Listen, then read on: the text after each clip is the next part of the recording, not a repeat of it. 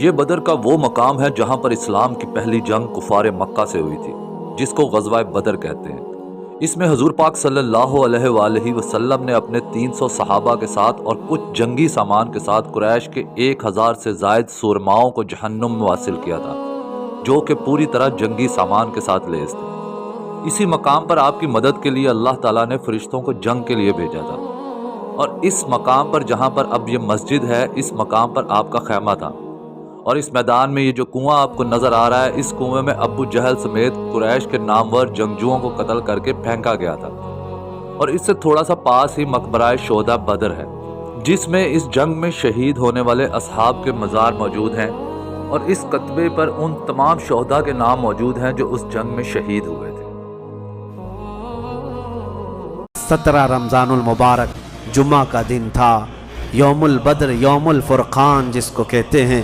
میرے عزیزو، اسلام کی عظیم تاریخ پنہاں ہے، اس میں عظیم تاریخ پنہاں ہے۔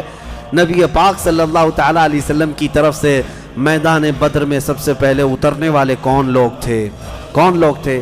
سب سے پہلے نبی پاک صلی اللہ تعالیٰ علیہ وسلم کی طرف سے حضرت امیر حمزہ رضی اللہ تعالیٰ، دوسرے حضرت ابو عبیدہ بن جراح، تیسرے حیدر کرار شیر خدا علی مرتضیٰ رضی اللہ تعالیٰ عنہ۔ یہ تینوں حضرات اترے، اور ان کے مقابل میں جو کفار آئے تھے وہ اپنے اپنے وقت کے بڑے بڑے پہلوان تھے۔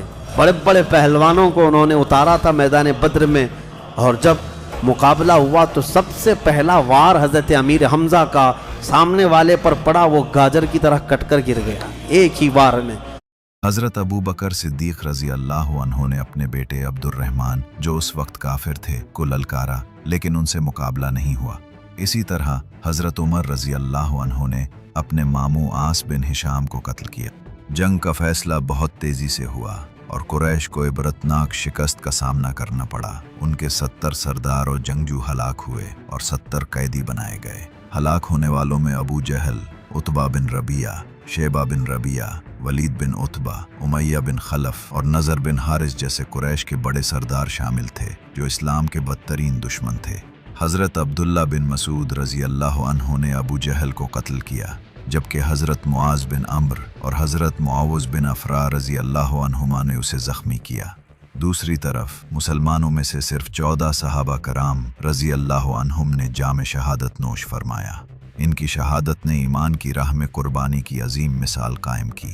یہ حق و باطل کے درمیان ایک فیصلہ کن جنگ تھی، جس نے ثابت کیا کہ کامیابی تعداد یا طاقت میں نہیں، بلکہ ایمان، صبر اور اللہ پر کامل توکل میں ہے۔ اس جنگ نے اسلامی ریاست کی بنیادیں مضبوط کی اور مسلمانوں میں ایک نئی روح پھونک دی۔ اس تاریخ کو مزید گہرائی میں جاننے کے لیے ہمارے چینل کو سبسکرائب کریں۔